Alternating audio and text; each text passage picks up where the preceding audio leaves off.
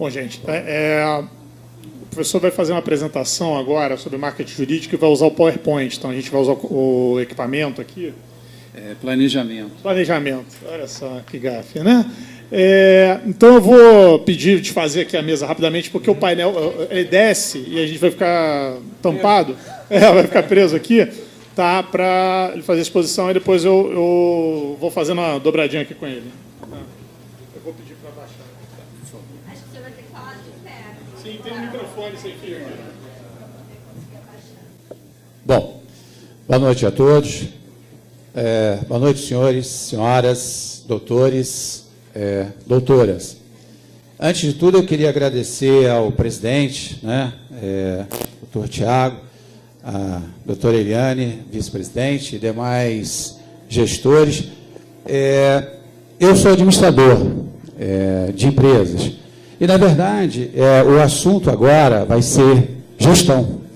Eu acho que essa palavrinha foi falada muito, em termos diretos ou indiretos, em relação a nós, digamos assim, no dia a dia. Bom, eu sou diretor da empresa Duplo Foco, onde a gente presta consultoria para empresas, pequenas e médias empresas do mercado. E também nós a nossa empresa é credenciada do SEBRAE, onde nós atendemos pequenas e médias empresas, igual a vocês.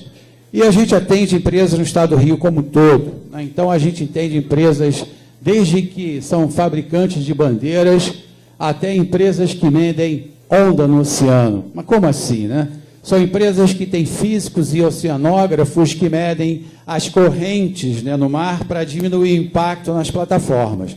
Mas que todas têm justamente o benefício em comum, é a gestão. Então, muito foi falado hoje sobre gestão, parceria, e deixa eu me apresentar um pouco melhor. Então, mais uma vez, eu agradeço aí aos gestores do IBPEA.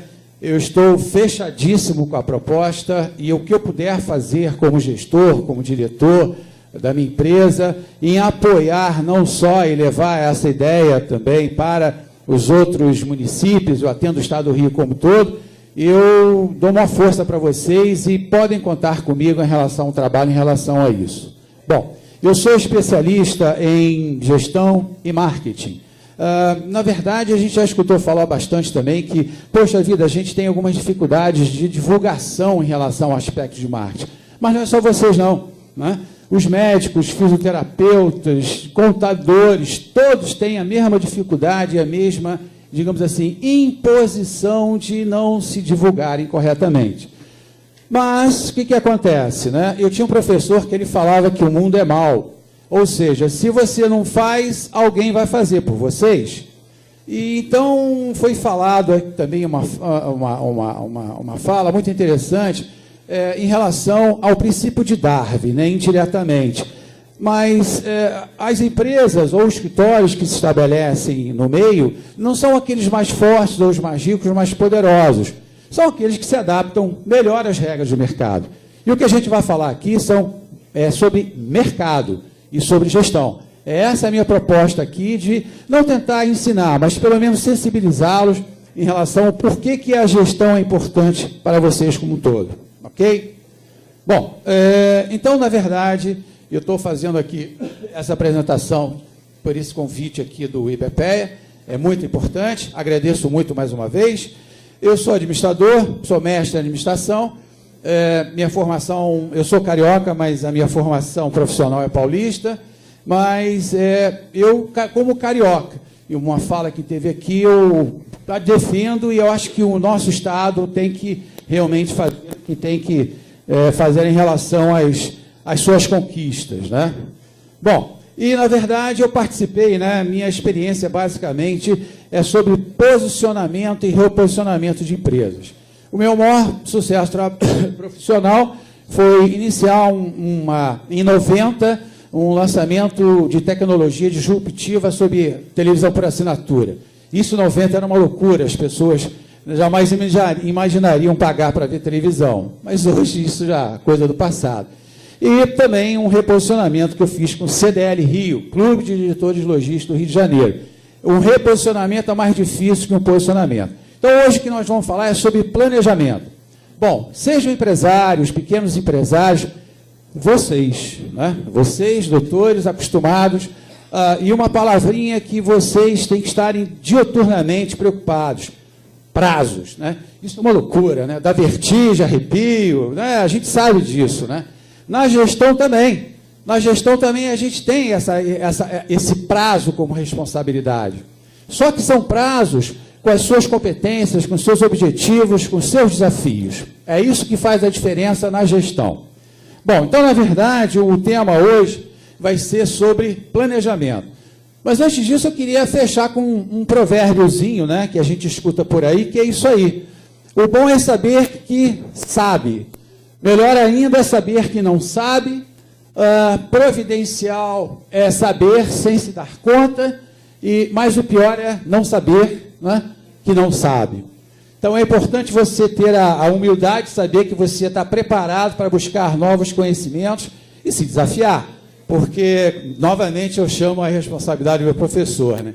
O mundo é mau. Se você não faz o que tem que ser feito pela sua estrutura, pelo seu escritório, por mais que sejamos solitários, os empresários também são. Então, é a mesma relação. A única coisa que muda são os canais, né? Então, vocês trabalham com o prazo da justiça. E os empresários também trabalham com outros prazos do mercado. Mas a analogia é bastante, digamos assim, interessante. Bom, na verdade é isso. Todo escritório, OCIP, cooperativa, eles têm 4 áreas.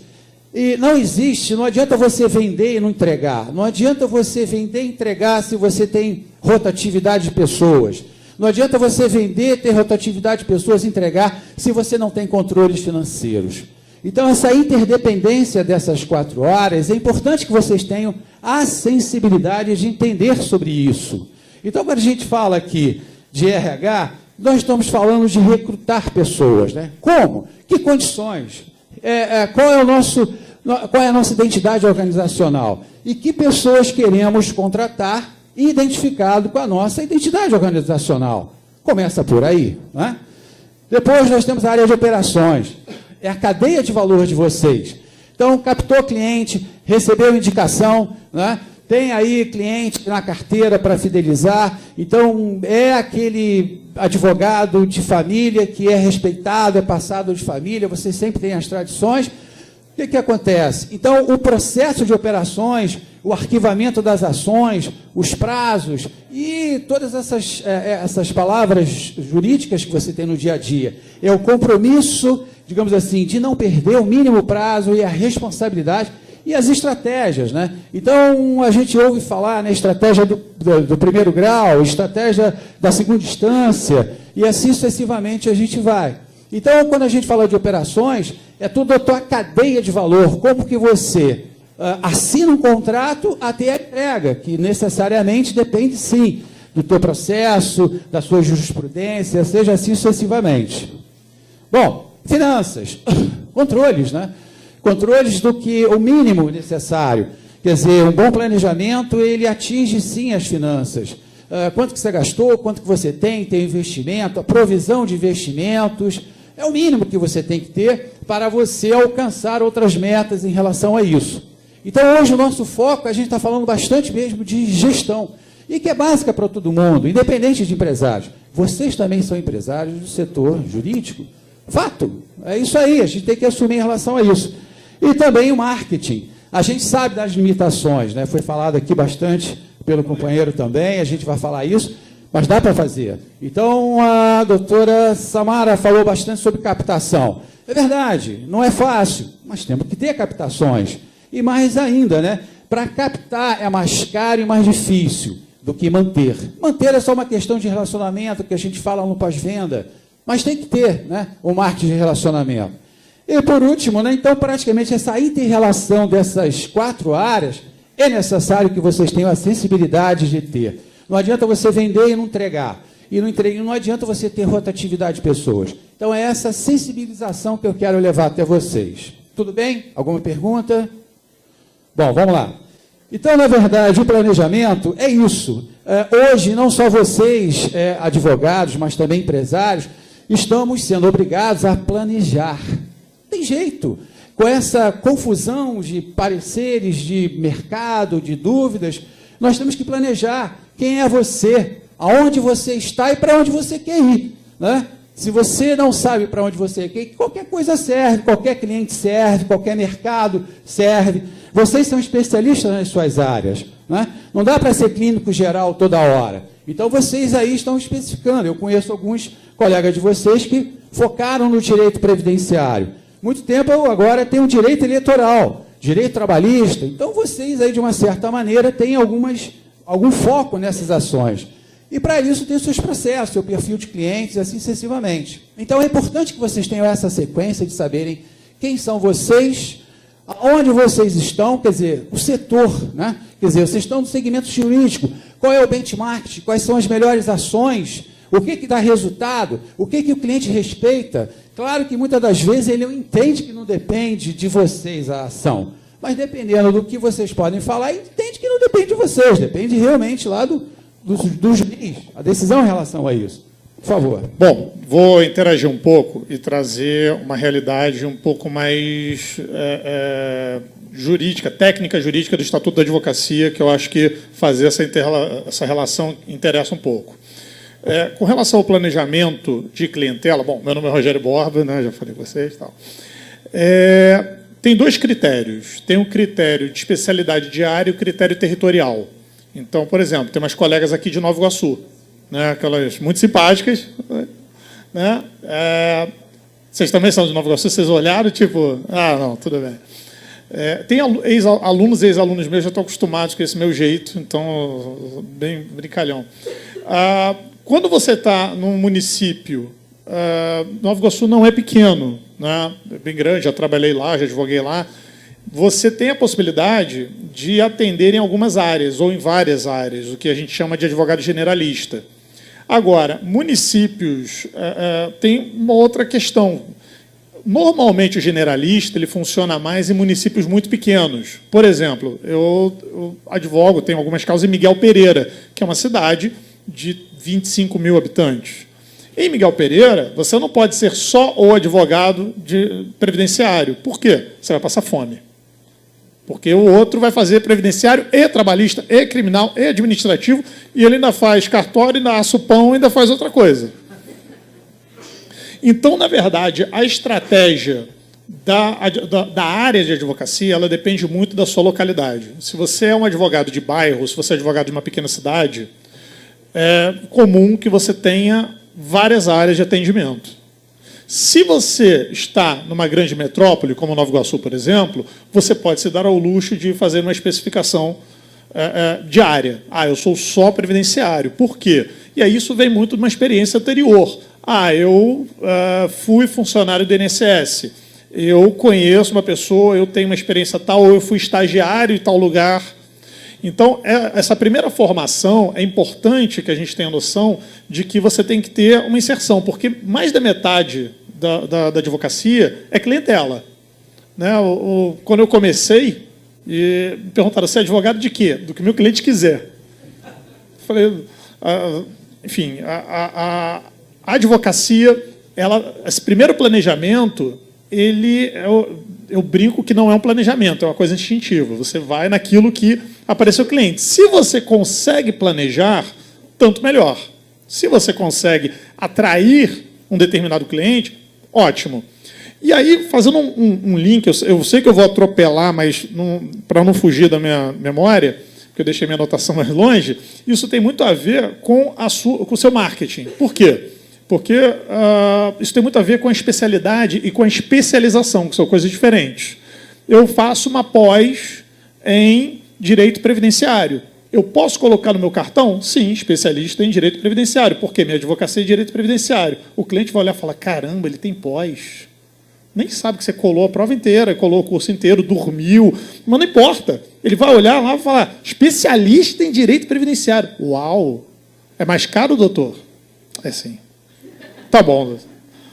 Mas, dentro desse marketing, a especialização é fundamental.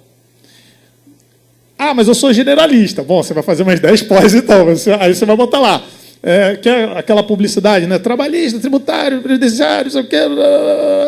E aí a pessoa erra, né? Registro de imóveis, aí quebra, né? Contabilidade, aí não pode, né? Eu faço massagem, não pode também. Por quê? A advocacia geral, você bota advocacia em geral. E aí você tem 2, 3 pós ali, as principais, né? Aquela de trabalho, processo trabalho, civil, processo civil, penal, processo penal. Mas isso faz parte do planejamento, depende de onde você está e quem é a sua clientela. Esquece a clientela dos 6 primeiros meses, que é a família. É aquilo mesmo. Né? A família é o tio, é a avó, a vizinho. Né? E aí eu vou chegar mais para frente da documentação que a gente tem que usar no escritório. Né? Procuração, contrato, declarações, os modelinhos a gente vai mandar depois, só para que eles se associarem. Tá? Mas, nossa, que chantagem, né? Coisa horrorosa. Mas dentro quem somos, onde estamos, desse planejamento, saber onde está o escritório é fundamental para você estabelecer qual é a sua especialidade. Então, você fala, sou especialista em quê? Bom, se eu estou no local, se eu estou no escritório, minha experiência em previdenciário, previdenciário. Ah, não, eu estou aqui, bateu na porta, eu estou atendendo. Generalista. Então, acho que essa é a primeira questão que a gente tem que ter em mente de como nós vamos planejar a nossa advocacia. Então, estou numa cidade pequena, numa cidade média, ou não tenho um foco muito grande, tudo. E aí o tudo, a gente vai ver depois que tem que ter uma rede de advogados, de advogadas que colaborem. Inclusive, surge um outro mercado nesse sentido, que é o do advogado audiencista, mas principalmente aquele advogado que faz a diligência. Também é uma outra questão, dependendo da localidade. Então, são possibilidades e cada qual tem os seus cuidados, que a gente vai falar mais para frente. Por favor. Ok, muito bom. Perfeito. Na verdade, hoje no mercado, também não se fala de concorrência. Sim, o mercado é um só. Mas, na verdade, hoje você pode compartilhar, digamos assim, lá em estratégia e planejamento, a gente também não fala parceria, porque parceria é muito vazia, a gente fala em alianças. Né? Alianças, porque você divide, compartilha ônus e bônus. Então, hoje os empresários, porque eu sou muito bom em fabricação disso, mas eu não tenho um processo logístico de distribuição, mas, de repente, eu vou me aliar a um outro empresário que tem um centro de distribuição lá em Paracambi, que vai me ajudar a chegar a um custo mais barato para Volta Redonda sucessivamente. Então, hoje fala-se muito em alianças. E eu acho fantástico o próprio intuito do IPPEA, onde é compartilhar conhecimentos. Né? Hoje a informação não é de ninguém, hoje ela precisa ser compartilhada para gerar conhecimento. Então, quanto mais vocês puderem, e eu dou uma força aí, né? Quer dizer, cadê as fichas? Já foram distribuídas aí? Não, daqui a pouco, né? Não, a gente vai mandar e-mail depois, entendi, porque nós somos ecológicos, entendi, então nós vamos mandar por e-mail para todo mundo. Entendi. Então, eu acho importante essa divisão e essa cooperação entre vocês, né? Porque às vezes você tem uma informação e você compartilha isso para melhorar o seu recurso de uma maneira geral. Bom, aí muito se falou de estratégia, né? O que é estratégia? Estratégia jurídica, estratégia de marketing, estratégia, eu tinha falado da primeira instância, não é? É instância mesmo, né? Estratégia para a segunda instância, estratégia do Supremo. Então, estratégia hoje é muito em moda. Então, estratégia, como que você vai fazer, né? Como que você vai montar o teu escritório? Como que você vai prospectar? Como que você vai divulgar? Como que você vai fazer a sua networking? Networking não é dar cartãozinho para todo mundo, não. Networking é você gostar de pessoas, né? Ligar para pessoas quando você não precisa de favor, e sim quando você quer saber o que essa pessoa precisa, ou então conversar. Né? Cartãozinho, nada contra os políticos, mas tudo bem, não adianta você ficar distribuindo cartão para todo mundo. Network é mais do que isso, é você gostar de gente e precisar falar com gente sem interesses. Está claro isso? É importante. Eu costumo falar que o óbvio precisa ser falado. Vocês sabem disso. Né? Geraldo, aí eu vou entrar com o novo Código de Ética e Disciplina da OAB. Não sei se vocês sabem, no final do ano passado, sim, nós temos o novo Código de Ética e Disciplina. Eu falo novo e tenho que avisar, porque a maioria estuda só para a prova da ordem. Aqui, alguns fizeram, a maioria aqui, as advogadas, acho que tem no máximo 3 anos de formadas. Eu não estou vendo nenhuma com mais de 30 aqui, né? Os rapazes já têm um pouco mais, né? Você está muito educado. Mas o que acontece? O código de ética, quando a gente está falando de estratégia, a primeira estratégia que a gente tem que pensar é a estratégia tributária. Por quê? Quando você... Eu vou falar das principais áreas da advocacia. Por exemplo, se eu sou um advogado trabalhista, em que o meu alvará, o recebimento é por alvará e eu vou receber, eu preciso de uma PJ para diminuir o meu custo. Por quê? Porque eu vou fazer uma avaliação, né, de, por exemplo, uma sociedade uniprofissional, se eu for sozinho, ou se eu fizer o escritório de advocacia, ambos arquivados na OAB, eu vou fazer um cálculo do meu tributo para saber o que é mais barato, se eu recolho 27,5% do meu imposto de renda ou se eu jogo para a minha sociedade uniprofissional, vendo todos os tributos incidentes. Eu anotei aqui, né, nós temos ISS, o imposto de renda da pessoa jurídica, a contribuição sobre o lucro, o INSS e o PIS. Tudo isso, né, eu fiz direito, que nem vocês, então não sei somar muito rápido, tá? Deixa eu fazer a conta aqui. Não daria 20% do lucro líquido, do bruto, perdão, que estaria muito mais em conta do que o 27,5% do imposto de renda. Então, essa é a primeira estratégia. Dependendo da área que você atua, é muito mais jogo você fazer uma sociedade uniprofissional. E por que eu usei o exemplo do trabalhista? Tem aqui o Vinícius Bonfim, que para mim é a minha referência da advocacia trabalhista. Por quê? Porque na trabalhista, quando você recebe alvará, é informado ao juízo e sai no nome do advogado. Então não tem como você... Eu ia dizer sonegar, mas é como você esquecer de comunicar à justiça que você recebeu, né? Isso é uma mera falta de memória. Não é um lapso.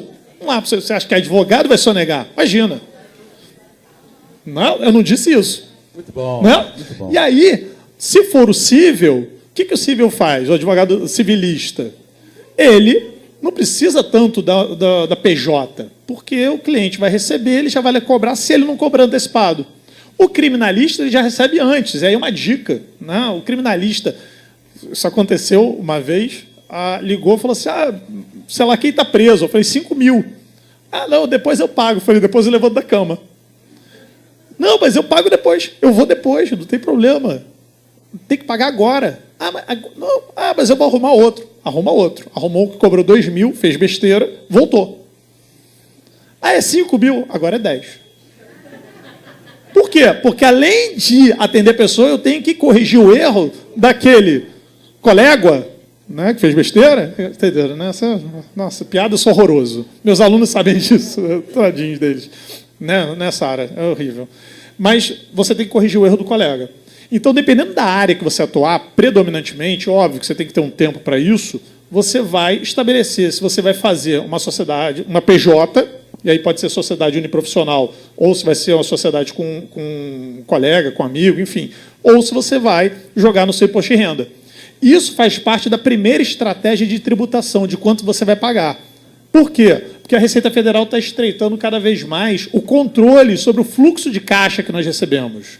E a gente ainda vai falar sobre o custo fixo, quanto que você paga ou deixa de pagar.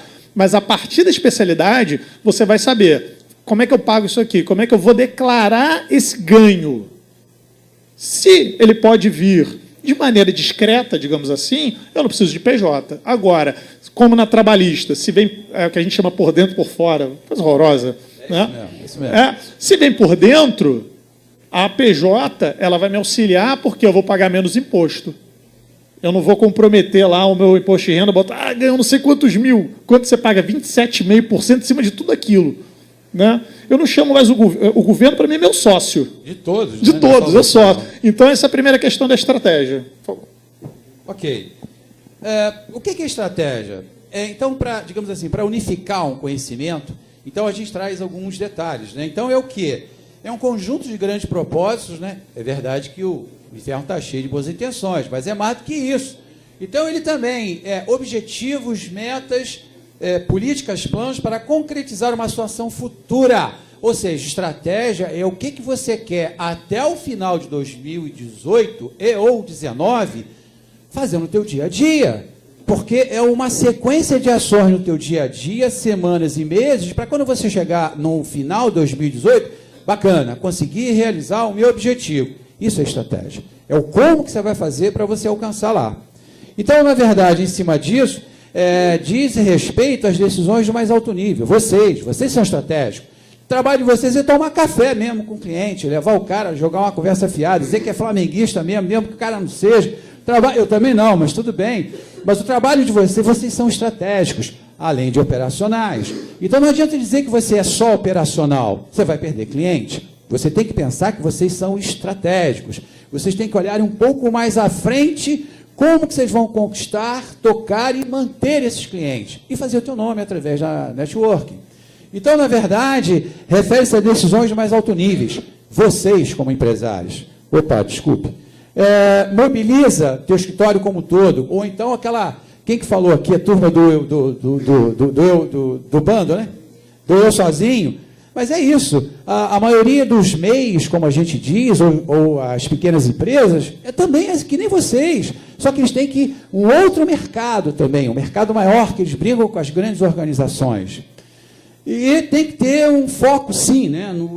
Tem que ser disciplinado para atingir os seus objetivos. Sem disciplina, vocês, pela própria, digamos assim, legislação, então pelos processos jurídicos, é aquela conversa que prazo não tem conversa. É aquilo que tem que ser feito e ponto.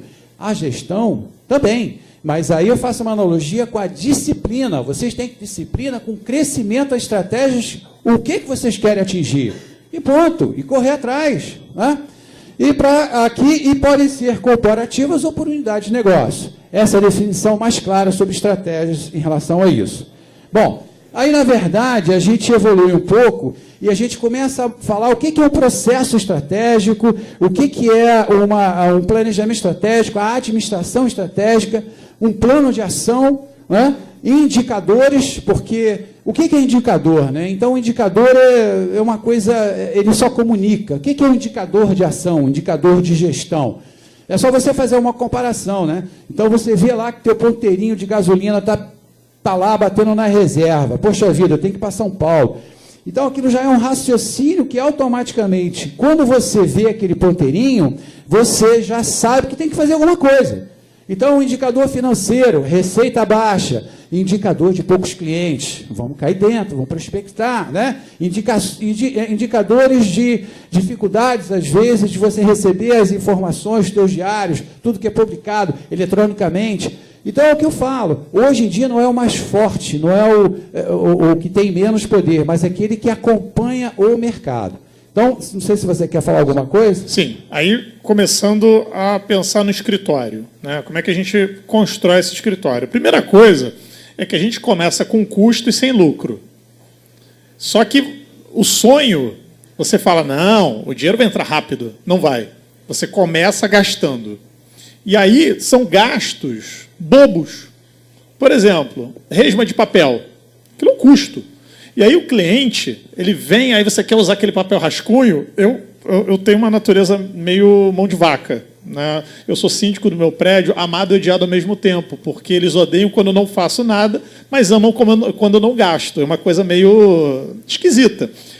E quando pego o material para usar e desperdício, eu fico louco, eu fico me segurando, já agarro alguma coisa para não matar um. Isso é fundamental. Óbvio, tem que ter um meio termo, mas percebam, eu anotei aqui estrutura. Se você quiser o escritório, porque ainda tem isso, dentro dessa estratégia, você tem duas possibilidades. Você pode oferecer um diferencial de atender o cliente na casa dele ou na empresa dele. E você coloca isso como um diferencial. Você fala, olha, eu tenho aqui minha sede, mas eu tenho como política o atendimento diferenciado. Nós temos atendemos o cliente como se fosse único. E, ao invés de você vir no escritório, eu vou até você para conhecer a sua realidade e dar uma questão individualizada. Nossa! Já? Pô, qual é a realidade? Pô, é porque meu escritório no quarto dos fundos lá de casa, eu não estou querendo levar o cliente lá, não. Mas o que ele vai pensar? Caramba, esse advogado ele quer me conhecer. Isso é uma primeira forma de você se apresentar e está dentro do planejamento estratégico. Por quê?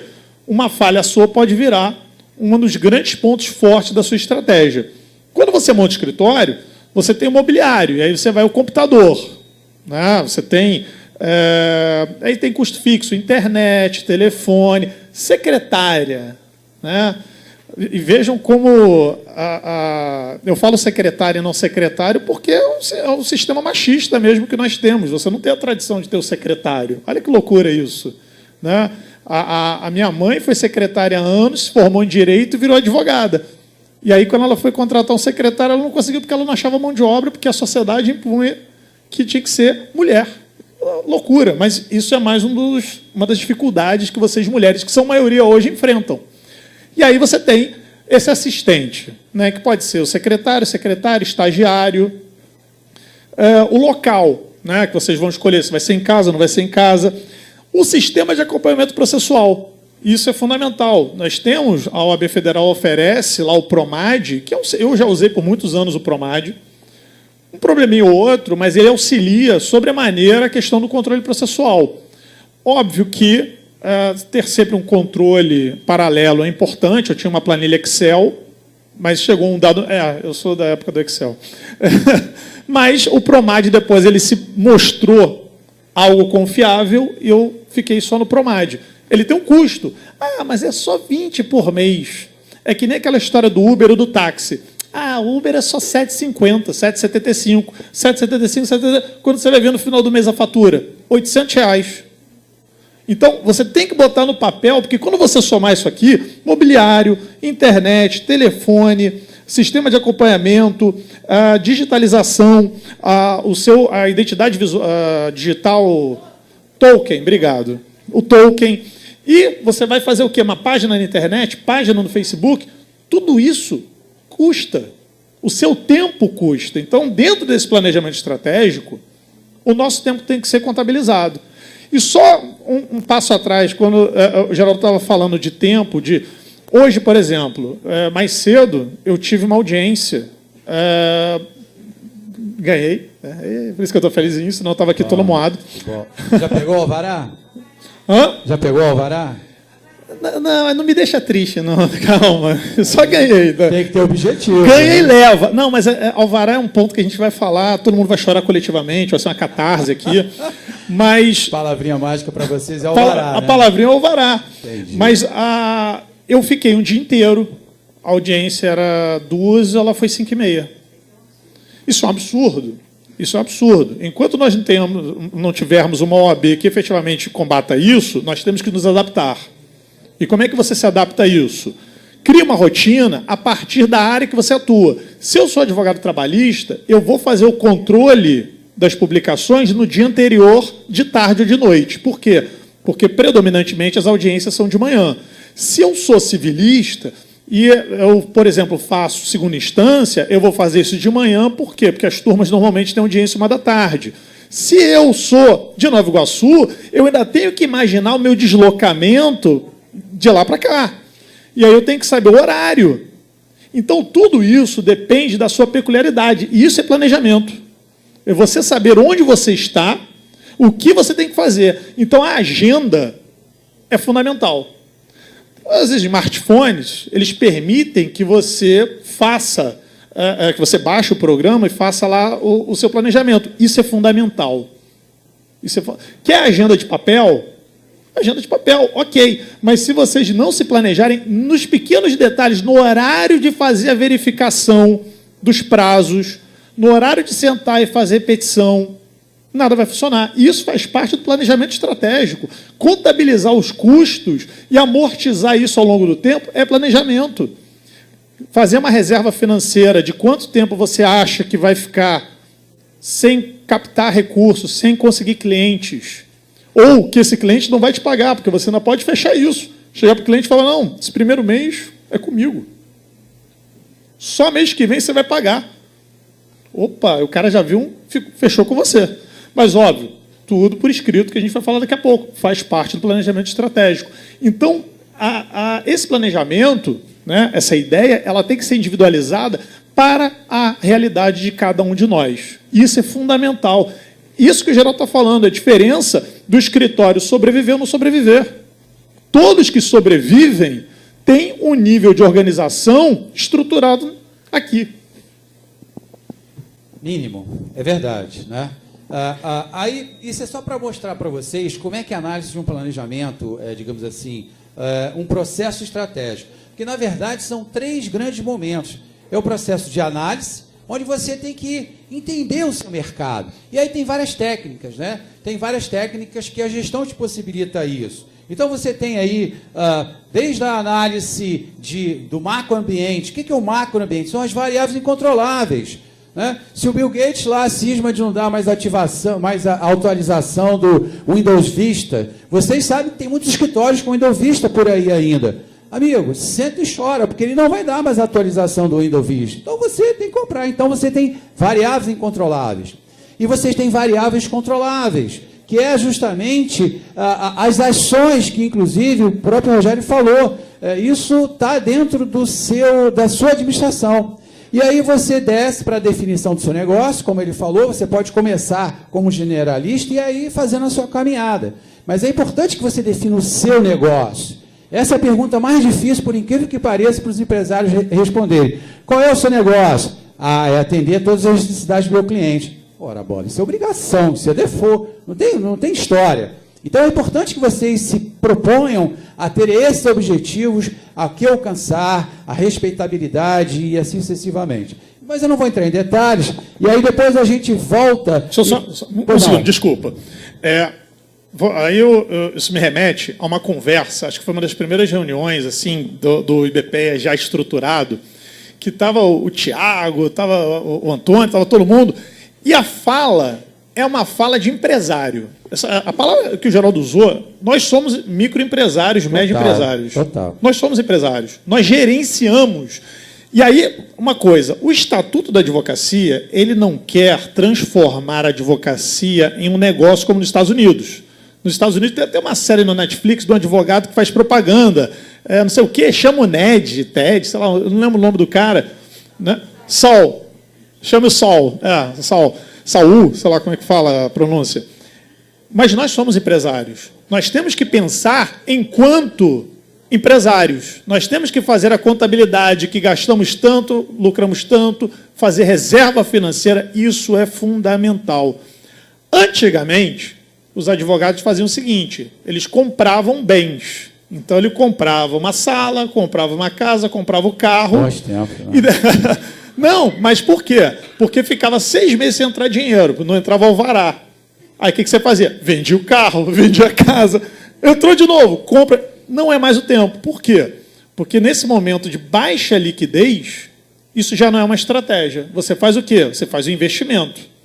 Você vai, por exemplo, vou compartilhar com vocês a minha estratégia, que eu tive, enfim, em razão de várias questões, eu tinha uma reserva guardada na OABPrev, tive um problema, fiz um resgate parcial, paguei as contas, agora estou refazendo. Faz parte da vida. Percebam que esse dinheiro tem que estar acessível em instituições de confiança. Eu confio na OABPrev, coloquei lá, consegui resgatar, estou colocando de novo. Cada um tem que ter a sua estratégia. Até porque, se for uma sociedade uniprofissional, existe uma discussão, que eu tenho uma opinião semelhante a essa, que há uma confusão patrimonial, como o MEI. Então, na verdade, não adianta botar na pessoa jurídica, não botar. Se for uma sociedade com 2, 3, 4 advogados, ok. Você pode colocar o patrimônio lá ou cá. Mas, se for uma sociedade uniprofissional, é você mesmo. Então, você tem lá o seu fluxo de caixa, você tem uma reserva, você tem a sua poupança. Isso também faz parte desse planejamento. Por quê? A gente está numa crise. E dentro dessa crise, tem inúmeras oportunidades. Se vocês pensarem, óbvio, o que eu vou falar aqui, por favor, ponderem do ponto de vista gerencial. Óbvio que a tragédia humana ela deve ser combatida a todo custo. Mas para cada advogado que desiste da atividade, é uma cartela de clientes que foi abandonada e que agora é uma oportunidade de ser captada. Então você só, o advogado fulano desistiu, foi embora. E os clientes dele estão soltos. Opa! Um grupo de trabalhadores foi demitido. Vou lá. E aí, só para... Eu sou um pouco antigo. Ele falou, cartão não é o único marketing. Não, mas funciona. Na advocacia, não é o último. Sim, não é a única coisa. Sim. Tem um professor meu, ele é famoso, não vou dizer o nome, mas ele tinha uma estratégia engraçadíssima. Que ele, de propósito, ele ficava com os cartões de visita na mão, Aí ele andando, esbarrava na pessoa e caía os cartões. Aí ele pegava, o cara pegou, você é advogado? Eu falei, toma aqui. E conseguia taxa de sucesso de 50%. Ele patenteou a ideia, se você fizer isso, 10% é dele, tá? Mas a gente vai falar de marketing ainda, porque existe a restrição do código de ética, mas isso faz parte do planejamento. E aqui, nesse momento da organização do planejamento, é fundamental que você tenha essa reserva e que você tenha os seus custos fixos muito bem monitorados. Isso é outro ponto fundamental. Essa loucura de cheguei no shopping, ai, vi a brusinha linda, ai, meu Deus do céu, combina com aquele sapato. Ou então o homem fala, nossa, aquela calça ali com esse terno. Nesse terno eu vou ficar, hein? O juiz vai ficar impressionado. Não foi isso, não. Ou então parcela. Ou pega essa fatura do cartão e controla e coloca nos custos do escritório. Por quê? Vai dar problema depois. Ou, como diz um aluno meu, vai dar ruim. Bom, aí são 3 momentos. Aí você tem aquele momento principal da formulação. É onde você realmente cria a tua identidade organizacional, os seus valores, você fortifica o teu código de ética para que isso seja percebido pelos seus clientes. Não é aquilo que você quer, é aquilo que ele precisa ser percebido, ele precisa entender isso de você, ok? Aí, no final, estamos falando das 4 áreas, né? Então, vocês estão vendo aqui que depois que você monta todas essas tuas estratégias gerais, seus grandes objetivos, elas são distribuídas pelas áreas. Então, você tem como, dentro das suas limitações de marketing, você não só pode como deve. Gostei da ideia de caiu o cartãozinho, desculpe e tal, mas também não vale só isso. O relacionamento, quem sabe, a indicação, uma valorização da indicação, né? Pede, não tem nenhum problema em relação a isso. Então, você tem uma série de conteúdo que você gera no teu blog, conteúdo relevante também, o relacionamento também, claro, dependendo da rede social que você quer fazer, isso também tem muito a ver com a sua visibilidade. Em marketing... Desculpa. Não, só para fechar. Vai lá. Operações. É só essa continuidade, exatamente, do que você tem, como que você tem que fazer para ser mais produtivo, né? Mais produtivo em relação à sua produtividade, fazer mais com menos, justamente porque, como o Rogério falou, tempo é realmente dinheiro. Não tem jeito, né? Principalmente por essa morosidade que vocês falam, o desrespeito que a gente sempre ouve falar, marca meio-dia, o cara vai te atender às 4 horas da tarde. Não é bem assim também, né? E aí você tem o recursos humanos, que é você se capacitar, e as pessoas também, e a área de finanças, que são seus controles, como o Rogério muito bem falou. Isso, vamos lá. Do marketing especificamente, eu falei para vocês do código de ética. Então, existem coisas que a gente pode fazer e coisas que a gente não pode fazer. Tá? O que não pode fazer? Tá? Mala direta e panfletos. Né? Eu frequento a Feira de São Cristóvão desde antes dela entrar no pavilhão. E tinha uma advogada, ela tinha não tem outro nome, uma pichação, que ela falava assim, foi preso, ligue para o número tal, doutora fulana. E ela tinha pelo menos uns 10 clientes por fim de semana. O sujeito bebia, saía na porrada, não sei o quê, 2, 3 mil reais ali, a família junta, e o carro, não sei o quê, e você vira. Aquilo pode? Não, não pode. Mas ficou lá muito tempo. Não sei se as pessoas não denunciavam, se denunciavam e aconteceu alguma coisa, mas estamos falando aqui de uma publicidade, obviamente, regular. Então, você não pode outdoor, você não pode o anúncio. Aí você fala, mas espera aí, Rogério, eu já vi um anúncio no jornal que um escritório grande disse que estava mudando de endereço. Ah, mas ele pode anunciar a mudança de endereço. Aí você muda de endereço por quê? Porque ficou caro. Não importa, você vai anunciar no jornal que você está mudando de endereço para as pessoas saberem que você existe. Você pode dar o apoio cultural do escritório? Pode. Pode colocar a sua especialização? Pode. Página no Facebook? Excelente estratégia, inclusive com impulsionamento.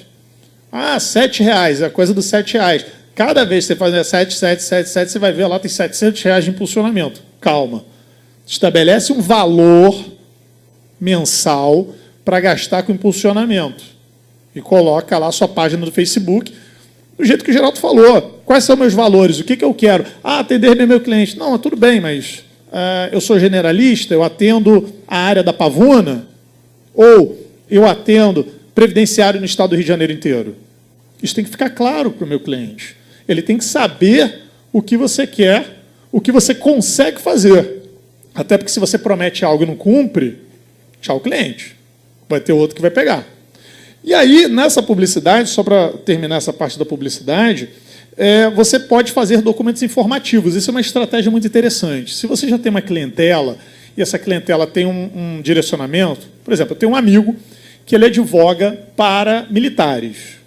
Então, ele tem uma advocacia, ele é credenciado lá das Forças Armadas e advoga predominantemente para militares. O que ele faz? Ele criou um informativo, um press release, que ele manda para esse pessoal sempre com um e-mailzinho no final. Não quer mais receber?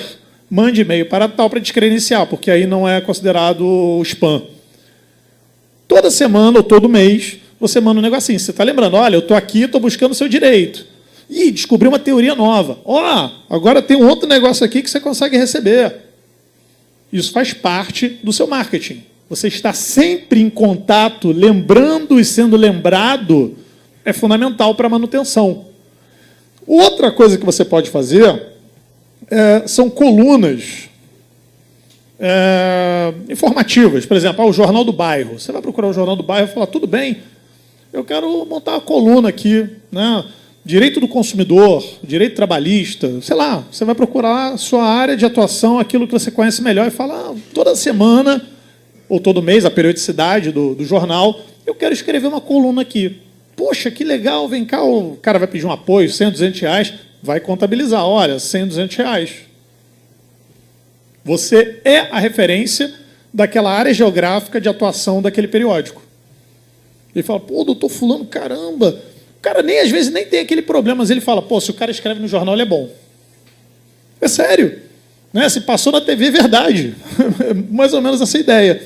E programas de rádio, televisivos, sempre em caráter informativo, né? Tirando dúvidas, nunca falando, evitando questões muito específicas de causas, né? Que você atuou, não sei, entrevista, não, teve uma causa tal, aí você fala especificamente daquilo. Teve um caso, e aí é só para fechar, de um advogado que ele está atuando num desses casos, né, do ex-presidente que hoje está preso, e ele colocou, no fundo, ele estava falando, eu não sei como é que é o nome daquele banner com a marca, é a logo dele, mas tem um nome isso, que tem o logotipo do escritório dele. Mas ele fez um banner gigantesco com a marca dele, com o endereço dele, com tudo. Ele estava fazendo uma publicidade assim monstruosa. Não sei se aquilo vale ou não, porque ele tem um processo disciplinar que corre sob sigilo acerca daquilo. Então, existe um limite da publicidade. Esse é o fundamental. A nossa criatividade ela tem um limite, que é o Estatuto da Advocacia e o Código de Ética e Disciplina. Então, é sempre importante, pensou no meio, dá uma consultada na jurisprudência do Tribunal de Ética e Disciplina e ver se alguém já pensou aquilo, se foi punido ou está sendo processado. Isso é fundamental. Por quê? Porque a gente tem que evitar problema. Então, a nossa criatividade ela tem um limite, o marketing ela tem um limite. No mais, essa relação, né, essa colaboração é muito importante, porque nós não vamos abraçar o mundo. Vai ter aquela causa que, de repente, eu já estou numa posição um pouco melhor da minha carreira, que para mim não é tão interessante, e eu posso passar para uma colega que está começando agora. Aquela colega que vê que aquela causa é muito grande, ela vai chamar um colega mais experiente e vai dividir os honorários. Por quê? Porque isso é a forma como funciona a advocacia. É parceria, aliança. Vou começar a usar essa palavra agora. É diferente, né? Quer dizer, vocês trabalham muito com a semântica das palavras. Olha só a diferença de parceria para aliança. Tem ou não tem diferença? Total. Então é por aí que a gente pode efetivamente começar a trazer esses valores e compartilhar exatamente causas maiores e tal. Posso seguir aqui, Rogério? Bom, aí, na verdade, algumas definições aí para reforçar o conceito de planejamento, né? Nós temos aí do nosso Philip Kotler, né? Claro que a gente até entende, eu respeito total aí dele aí, tá? Mas ousadia, tá? Então, evidentemente, claro, olhando, respeitando o código de ética, mas sejam usados, né? Busquem aqueles seus objetivos que vocês querem, através dessas técnicas do relacionamento, das mídias sociais, de conteúdo relevante que vocês podem produzir. É exatamente isso aí, tá? Bom, então ele fala, é uma metodologia gerencial que permite estabelecer a direção a ser seguida por uma organização, visando um maior grau de interação com o ambiente, uma definição meramente de marketing. A gente tem uma outra aqui do Peter Drucker, que é o guru da administração. Eu não poderia, como administrador, deixar falar. É exatamente isso. É um processo contínuo, né? É um processo contínuo e sistemático que possui o maior conhecimento possível acerca do futuro. Lembra que eu falei que estratégia é futuro? Então, na verdade, vocês vão ter que elencar os seus objetivos para 2018 e 2019. Ah, poxa vida, mas, claro, para isso a gente vai corrigindo as ações.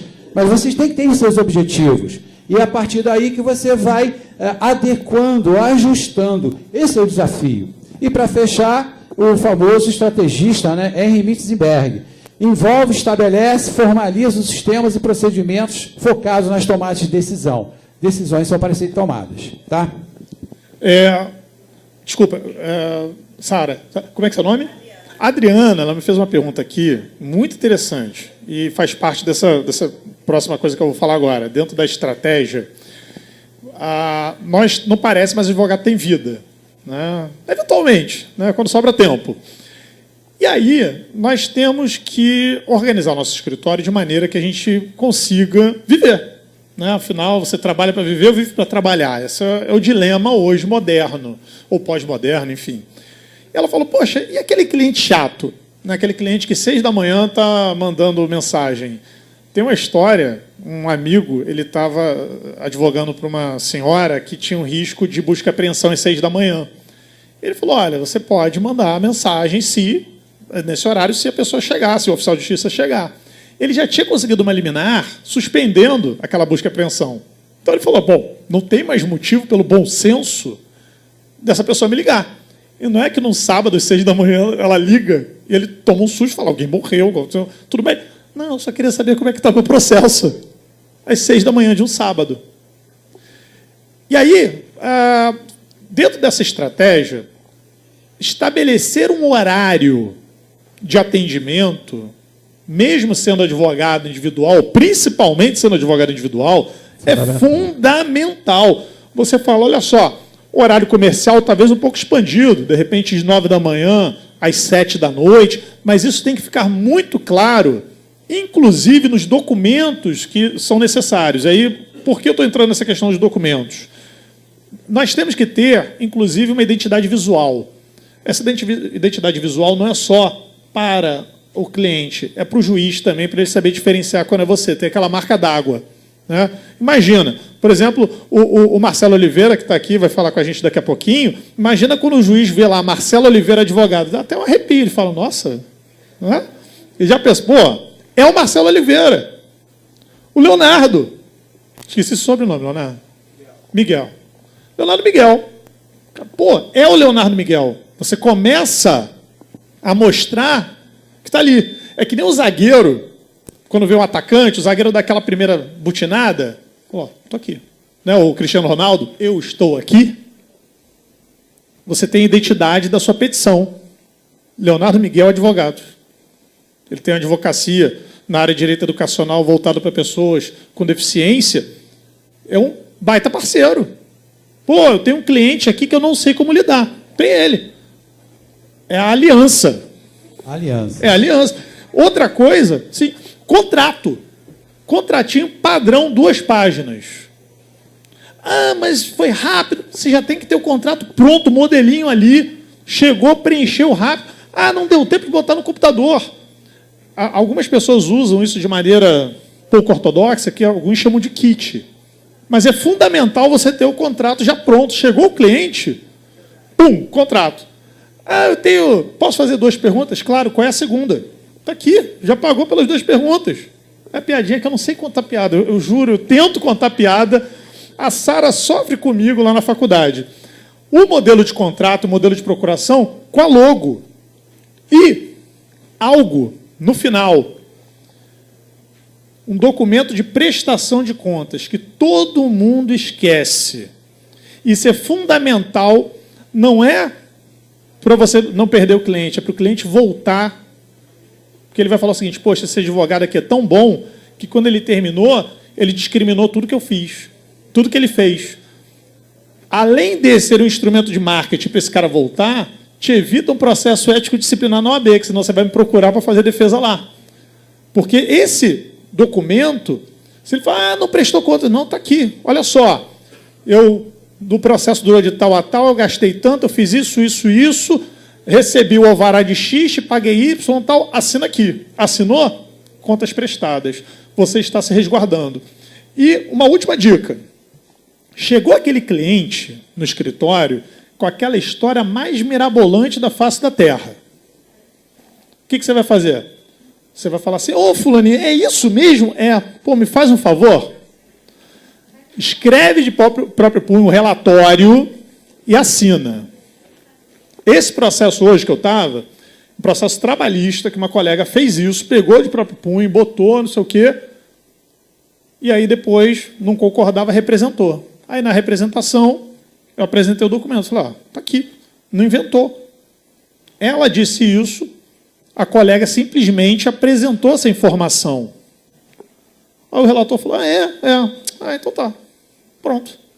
Mas esse caso foi tão louco, dentro desse estado tão maluco que a gente vive, o Ministério Público deu um parecer positivo, o Ministério Público deu um parecer negativo, o juiz aceitou uma queixa-crime do ex-adverso, dizendo que o advogado tinha cometido calúnia, por causa de uma ação trabalhista. Aí veio a representação para cá, ação criminal para lá, eu apresentei defesa aqui, apresentei defesa lá. Acabou os dois. Mas veja que só conseguiu se livrar disso porque teve o cuidado de ter um documento desse.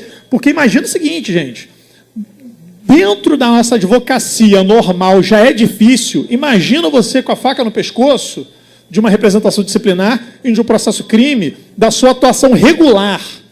Então, nós, dentro desse planejamento, esses documentos são fundamentais. O cliente chegou, fechou com o cara, acertou o valor, ótimo. Espera 5 minutos. Modelo 1, procuração. Modelo 2, contrato. Modelo 3, a história é mais ou menos esquisita, um relatório. Amigo, assina aqui. Arquivou isso? Digitalizar.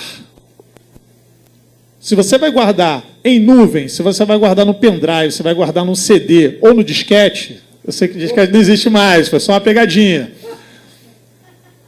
Digitaliza e guarda físico numa pastinha. Eu tenho um arquivo que eu não tenho o que fazer, então eu guardo as coisas. Mas guarda isso. E faz parte do seu acervo, faz parte da sua estrutura. E no final, esse cliente já foi, ele vai ficar lá na minha lista. Feliz aniversário, Feliz Natal, surgiu uma teoria nova, será que não te interessa?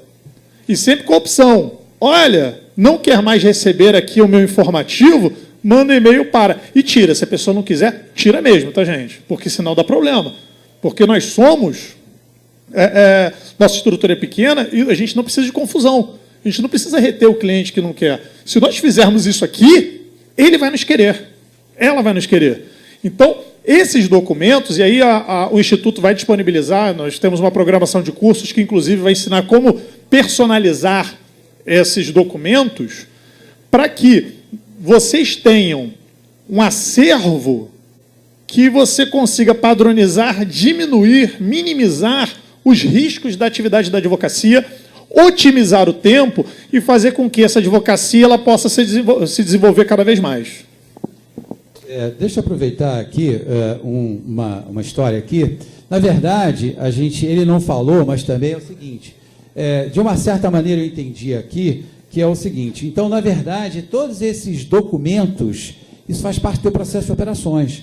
Então, na verdade, isso é uma técnica de venda interessante, porque às vezes o cliente chegou, então a pergunta, então tu já dá logo a canetinha para o cara aqui, então fechou e tal, muito bem. Então, a segunda pergunta. Então, tem uma diferença aí no que ele falou, só queria fechar o seguinte, transparência é coisa de fantasma. O importante é clareza, também é diferente. né? O sentido da palavra também é diferente, clareza para transparência. Então, quando a gente de gestão fala, esse conjunto de modelos são seus entregáveis. E eu achei fantástica essa ideia de você fazer um descritivo. Seu fulano, está aqui, ó, gostei disso, inclusive a sua decisão favorável a você.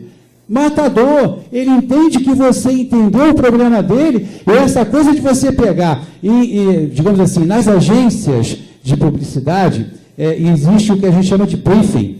Esse briefing, quando ele vai fazer uma campanha para um cliente, é a coisa mais difícil do cara entender e repassar isso. Então, quando você pode registrar efetivamente o que o cliente quer, é que nem o jogo do bicho, vale o que está escrito. Acabou, morreu para não ter esse tipo de problema aí, tá? Deixa eu avançar aqui para a gente, não quer ultrapassar, mas é o seguinte, então, na verdade, para a gente fechar, a gente tem o famoso plano de ação.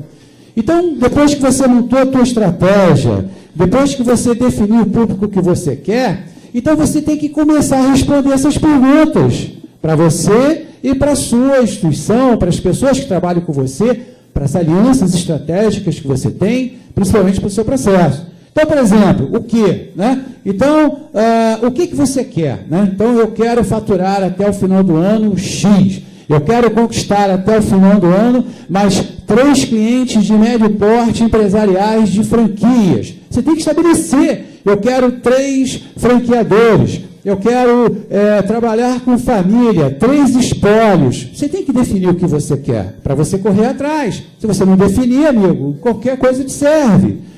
Depois você tem que... Por quê? Claro, porque isso vai me dar rotatividade, vai me dar receita e assim sucessivamente. Quem? Né? Quem vai fazer isso? Quem?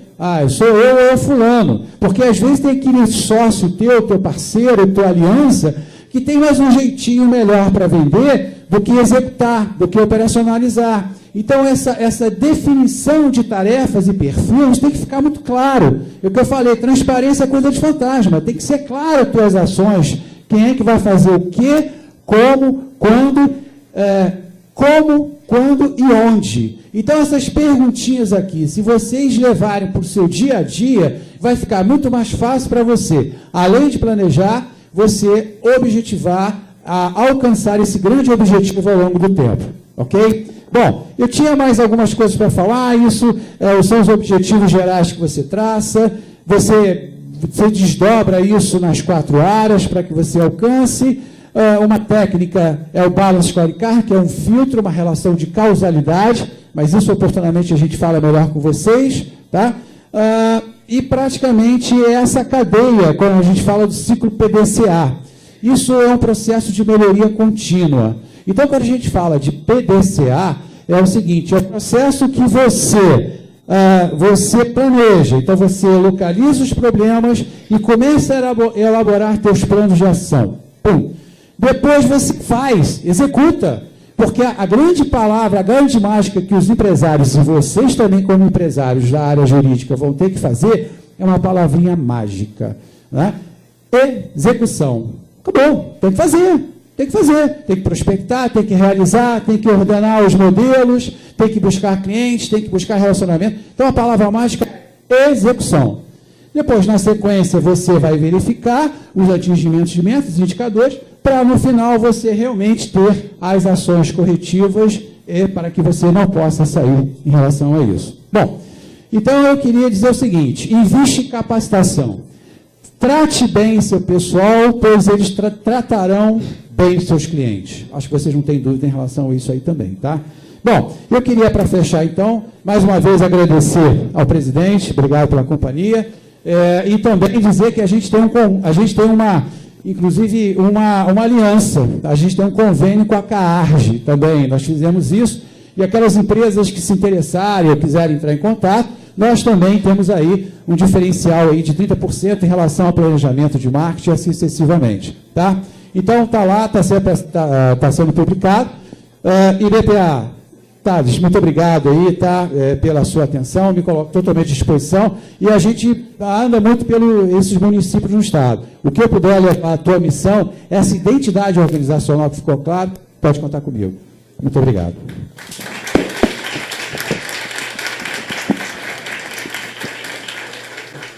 Bom, só me despedir também, agradecer, colocar que esse conteúdo todo... Hoje, assim, é uma palestra, um evento, o primeiro dia do evento, que talvez... É simbólico, porque é a concretização de um sonho sonhado coletivamente, executado coletivamente, porque...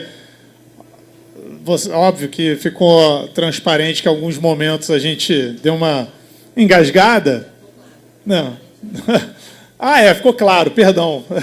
Verdade. Clareza. Ficou claro que... Mas nós estabelecemos uma meta, né? E óbvio que nós vamos fazer depois, isso que o Geraldo falou, nós vamos fazer uma avaliação, mas nós colocamos metas. Nessas metas,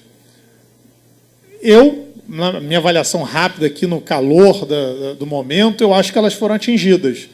Óbvio que eu sou entusiasta de fazermos um segundo seminário, de fazermos outras atividades, corrigindo aquilo que deve ser corrigido, repetindo aquilo que foi um sucesso, e é isso que tem que ser feito no escritório, mas de cada um de nós. Mas nós temos que ter a coragem, primeiro, de planejar, e depois de executar. E aí, só exemplificando com o que o Geraldo falou, captação do cliente. Eu tenho aqui 3 produtos, e aí vamos chamar de produto, né? Olha, tem aqui um tipo de ação, por exemplo, o ICMS da conta de luz das empresas, que era cobrado em face da estimativa e não do consumo real. Então, você tem uma diferença que pode ser recuperado. Olha, eu vou procurar 100 empresas, a minha meta é conseguir 20 e fechar um contrato de 30%, que eu vou lucrar tanto. A segunda meta é chegar nos pequenos empresários e fazer a cobrança do que eles não estão recebendo. E a terceira, sei lá, eu estabeleço metas, vejo realisticamente quantos eu consigo visitar, e a partir daí eu vou depois colocar um prazo. 1 mês, 2 meses, 3 meses, eu vou revisitar isso e vou ver, olha, isso aqui deu certo, isso aqui não deu, isso aqui eu nem consegui executar. Deixa guardado. Isso é fundamental. Esse planejamento é o diferencial da vida e da morte de um escritório de advocacia. Nós somos empresários, nós somos donos da nossa realidade, do nosso futuro. No que vocês precisarem, e aí o Tiago já vai falar aqui, que eu vou passar a palavra para o Marcelo fazer a saudação e encerramento aqui do primeiro dia, o IBPE está à disposição e... mais desse conteúdo, aprofundamento de questões, nós vamos fazer ao longo de outros eventos. Tá bom, gente? Obrigado, hein? Rafa, antes da gente continuar, eu queria entregar o certificado aqui do Rogério e do Geraldo. Que palestra incrível. Obrigado, pessoal. Obrigado. Rafael, por favor. Boa noite, obrigado, Tiago. Queria... Antes da gente passar a palavra para o Marcelo, encerrar o nosso primeiro dia de evento, queria só dizer prazer para o nosso Instituto receber todos vocês aqui no nosso primeiro seminário. E acho que a intenção principal do Instituto, o objetivo, é manter sempre esse debate acerca da gestão, da atuação e do próprio papel dos pequenos e médios escritórios na sociedade contemporânea, no mercado atual, enfim, todo mundo passa pelos mesmos problemas e a nossa ideia aqui é sempre debater e tentar melhorar. E por isso a gente vai manter sempre um ciclo de debates e cursos no Instituto. E com a inauguração oficial, né, que esse seminário marca, eu queria, antes de passar aqui, devolver a palavra para o nosso presidente, passar o nosso calendário para vocês aqui de cursos a partir desse primeiro seminário. Então, já final de agosto, dia 28 de agosto, a gente vai debater um pouco no Instituto sobre a gestão de pequenos escritórios, procedimentos de contencioso e consultivo. No dia 25 de setembro, os impactos da reforma trabalhista na fase de conhecimento. 30 de outubro, elaboração de memoriais, sustentação oral, enfim, toda essa sistemática na atuação do advogado nos tribunais em segundo grau e também tribunais superiores. Dia 27 de novembro, a gente vai falar sobre desafios de pequenos e médios escritórios na defesa de teses para combater os ataques aos direitos fundamentais. São cursos oferecidos pelo Instituto que os seus associados vão poder participar dos cursos de forma gratuita e os que não são associados ainda, quiserem participar dos cursos, vão receber por e-mail, mensalmente, toda a programação e também toda a dinâmica desses cursos. Tá bom? Obrigado, prazer receber todos vocês aqui. Tiago, passo a palavra aí para o encerramento. Obrigado, Rafael. Acompanha a mesa com a gente.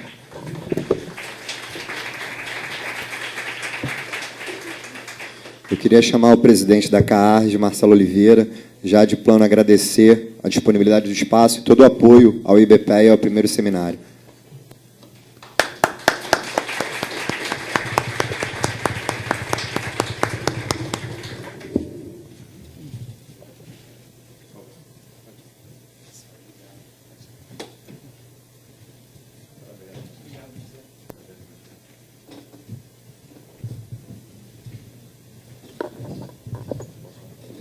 Boa noite, senhoras e senhores. A gente cede a casa, então, sempre que a gente tem convidados, né, a gente pergunta se pode falar, porque é de bom tom, né, de boa educação. Bom, eu só queria, na verdade, elogiar muito assim, o projeto do Instituto. Nós, hoje, somos, basicamente, na advocacia brasileira, autônomos e pequenos escritórios. Os grandes escritórios, na verdade, compõem a minoria. Não são, apesar deles aparecerem muito para o mercado, colocarem anúncios nos jornais. Hoje, inclusive, um grande escritório, um tradicional, Piero Neto, publicou que estava abrindo sua filial no Vale do Silício. Achei aquilo fenomenal, achei aquilo muito interessante. Quem sabe um dia, né, eu ter esse prazer de abrir um escritório assim, num lugar assim, de tanto destaque no mundo dos negócios e tudo mais. Mas a verdade é a seguinte, quer dizer, hoje nós somos essencialmente autônomos e pequenos escritórios no Brasil como um todo. E eu queria, assim, até por curiosidade, perguntar nesse auditório quantos hoje trabalham como autônomos. Não sei se o Instituto já fez esse mapeamento. Quantos trabalham em escritórios de até 3 advogados? 3 advogados. 5 advogados. É mais ou menos, gente, o que a gente vê na realidade e no perfil da advocacia do Brasil como um todo. Tem poucos estudos sobre isso, é até uma pena, porque a gente deveria ter um acompanhamento permanente da evolução do mercado de trabalho da advocacia. Isso é fundamental para você pensar políticas para a advocacia. Não tem como você pensar em política para a advocacia se você não tiver uma sequência de acompanhamento da situação. É o mínimo de dado, né? É o básico para que você consiga efetivamente atingir advogados e apresentar soluções no seu dia a dia. E a gente está vendo que muitos escritórios estão fechando suas portas. Esse é um fenômeno atual, por uma série de fatores. Temos, né, o processo eletrônico, então tem muita gente optando por fazer home office, ficar em casa, fazer home office, mas você também tem uma redução bastante expressiva de número de causas na justiça civil e trabalhista, por fatores diferentes, né, de uma forma geral, assim, a reforma trabalhista com o ônus de sucumbência recíproco acabou gerando um certo pavor de ajuizar novas demandas, os clientes mesmo, né, estão muito receosos, e eu acho que o objetivo foi esse mesmo, por um lado. Na justiça civil, você tem determinados fatores que também se combinam, existe uma diretriz clara hoje no tribunal, na minha visão, apesar disso não estar expresso, mas é tácito e é claro, já que todo mundo fala de clareza aqui nos últimos tempos, é claro que o tribunal, ele, quando aumenta custas, a partir de 2016, 15 para 16, quando ele estabelece essa diretriz de mero aborrecimento em detrimento dos danos morais, quando ele pretende extinguir comarcas, o que ele está fazendo é reduzindo o acesso à justiça. Isso para mim, é muito óbvio, e há um movimento orquestrado nesse sentido.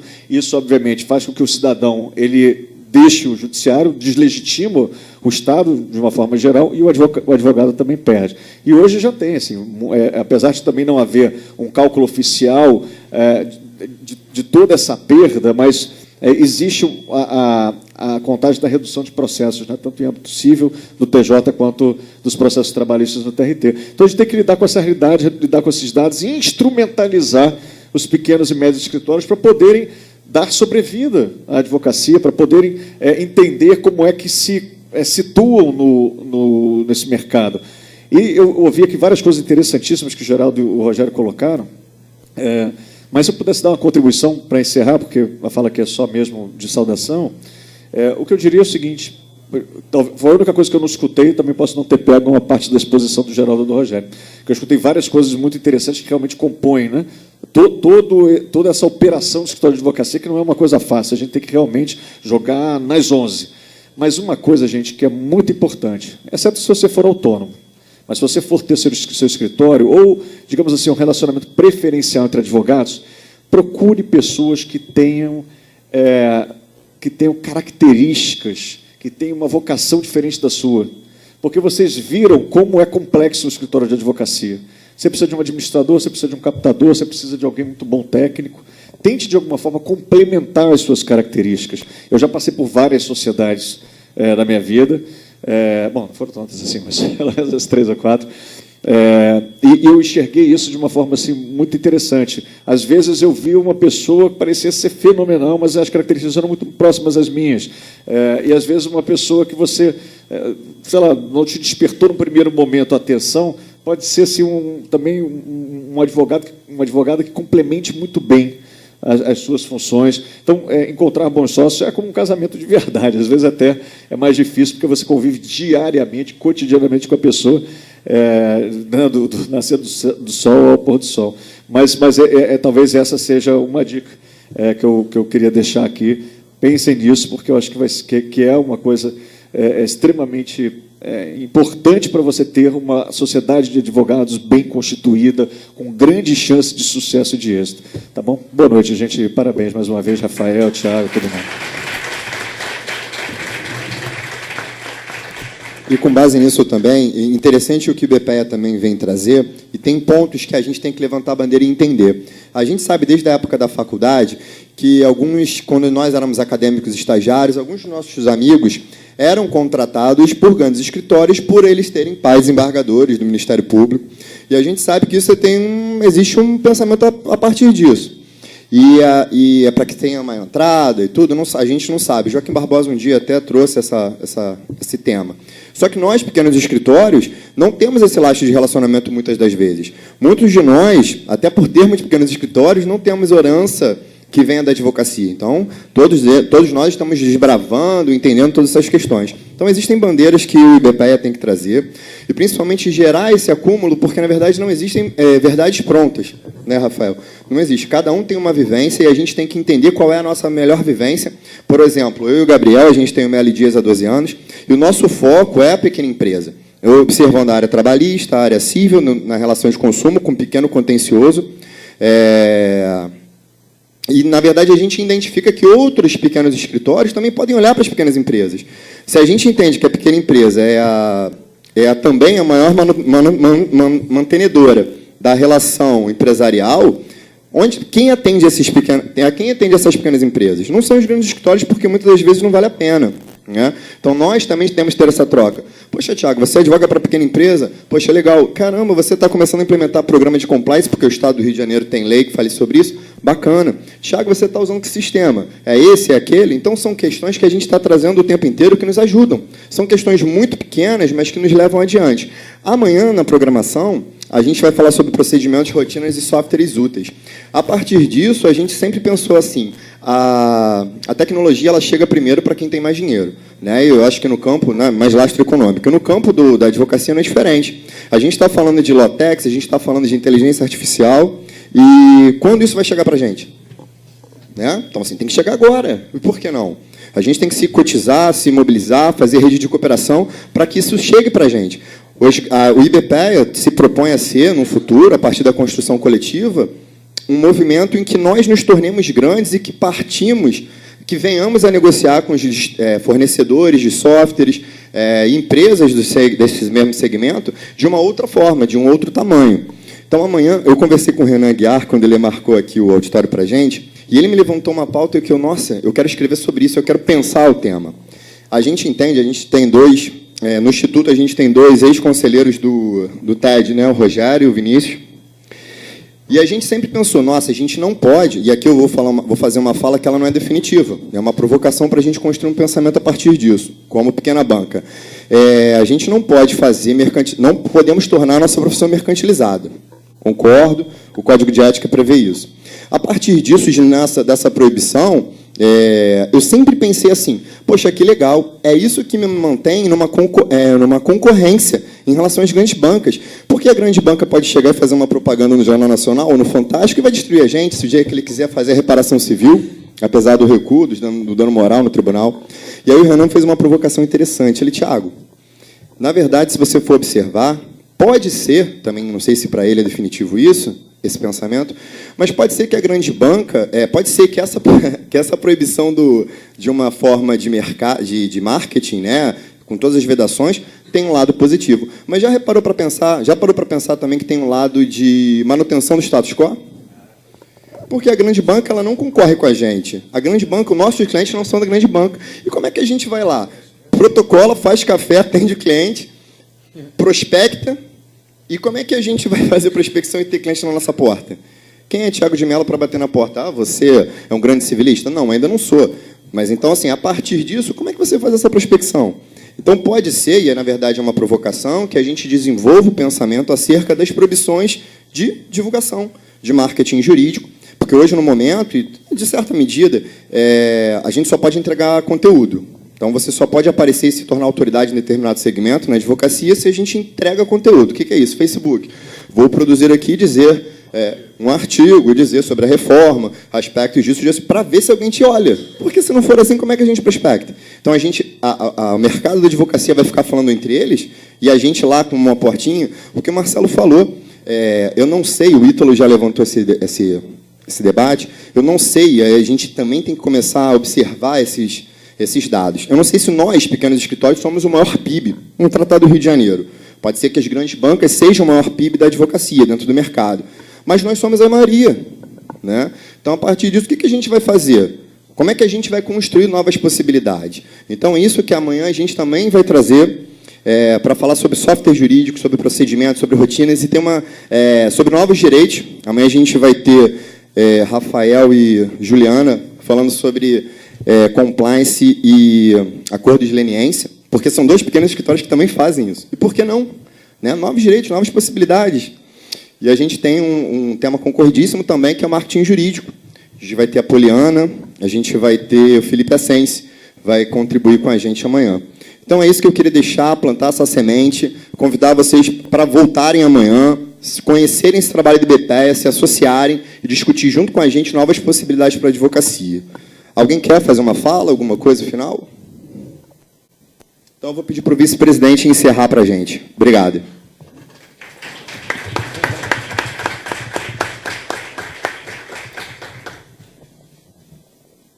Boa noite, pessoal. Resistiram bravamente, chegaram até aqui.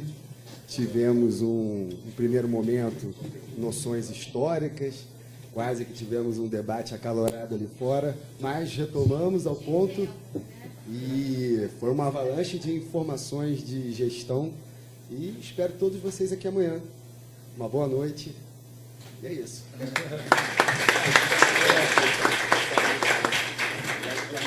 Muito mais amanhã. Valeu.